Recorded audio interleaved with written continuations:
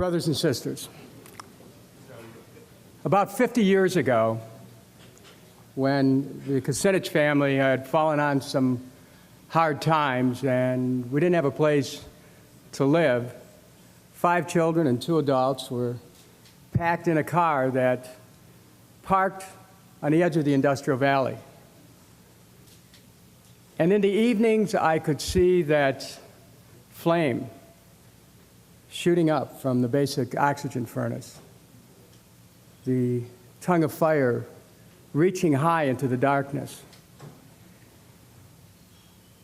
And I remember from my childhood that image, because even though we had fallen on some hard times, there was something about that flame that symbolized hope for me personally and for my family, that somehow there were better days coming.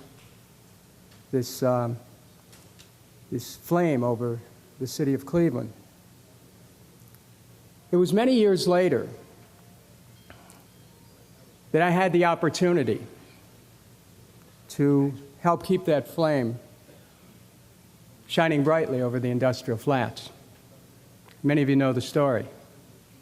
I received a phone call late one night in my congressional office from a young man who was tending the car that ran the coke to the blast furnace, and he said, "They're not running the car anymore. They told us we're not sending any more to the furnace." And I knew instantly what that meant.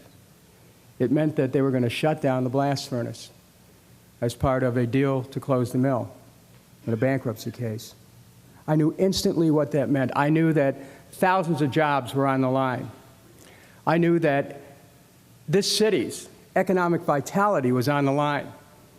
And I knew that everything that I ever was or ever could hope to be had to be poured into the moment to try to keep that fire burning and to keep the jobs that it represented going.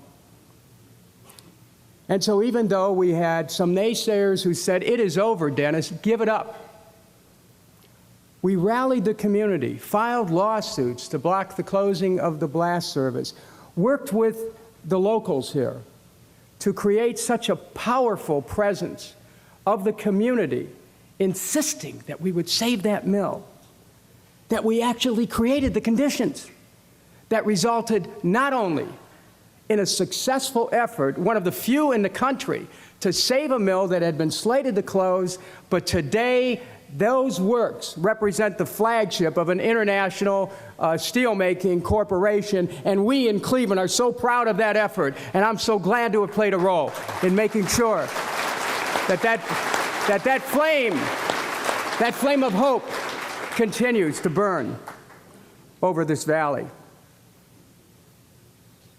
There are dozens of mills that were shut down. There's one that wasn't, because we in Cleveland had the courage to see it survive, the courage to believe that we could change the outcome.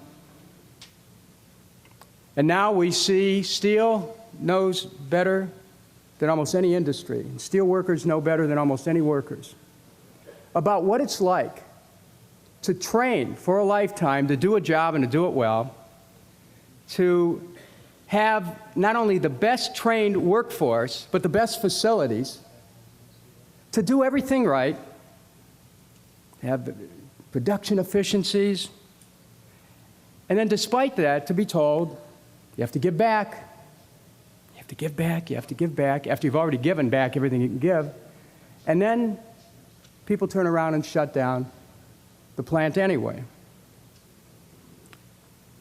We see that Wall Street has really separated itself from the aspirations of Main Street. Wall Street has been about the growth of an economy without regard as to whether or not it's the American economy that's growing. Wall Street has been about consolidation. It hasn't been about protecting health care benefits or pensions or jobs. It's not about that. And so what we've seen as a result in the last dozen years in this country is grass growing in parking lots where they used to make steel, where they used to make cars, where they used to make aircraft parts, where they used to make washing machines, they used to make bicycles, and now there's grass growing in the parking lots.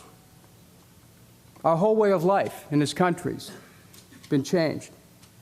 So much uncertainty in so many families across America.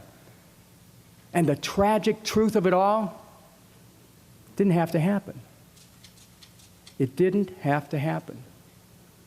Because America, which is the largest consumer of steel in the world, had the productive capacity to be able to meet the needs of consumers all over this country.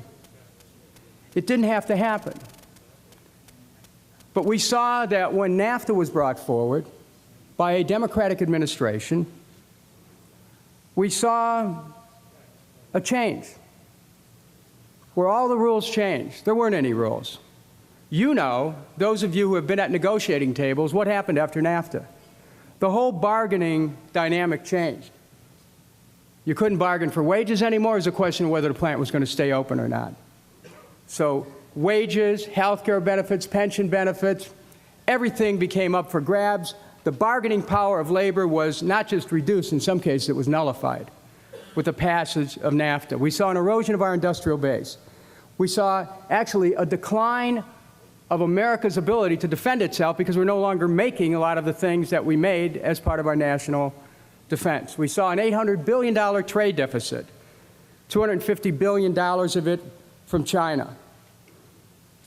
China doesn't have to wage a phony global war on terror because they're spending money building their economy. They're spending money building their manufacturing base. And what are we doing? We're borrowing money from China to prosecute a war in Baghdad that's based on lies.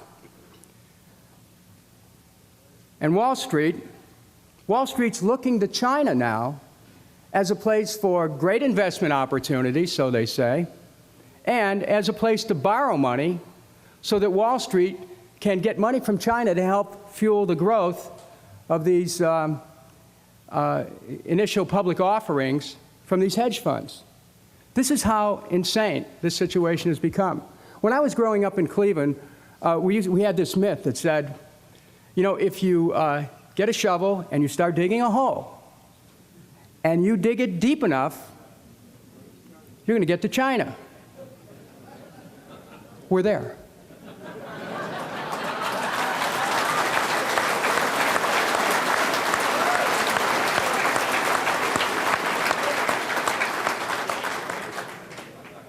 So where are we at this moment? We're actually fighting to reclaim America. And we're fighting for America.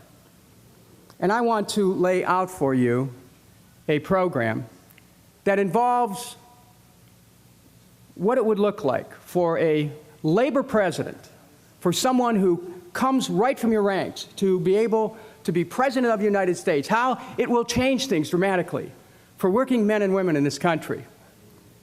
It begins with a program that I would like to affectionately name HAFTA. Oh, you know where this is going. Number one, we have to get rid of NAFTA. Number one.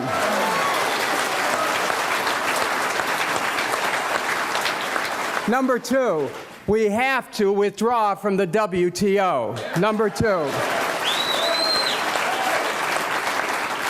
Number three, we have to have trade based on workers' rights.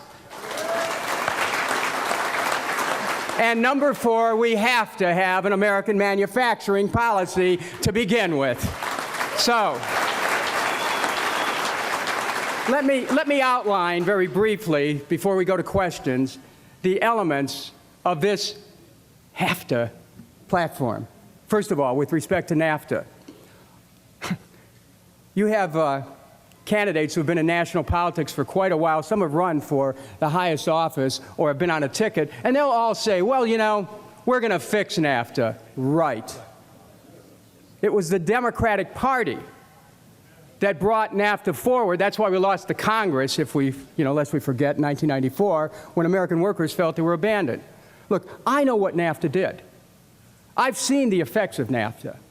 And that's why I pledge to you that one of my first acts in office will be to cancel NAFTA.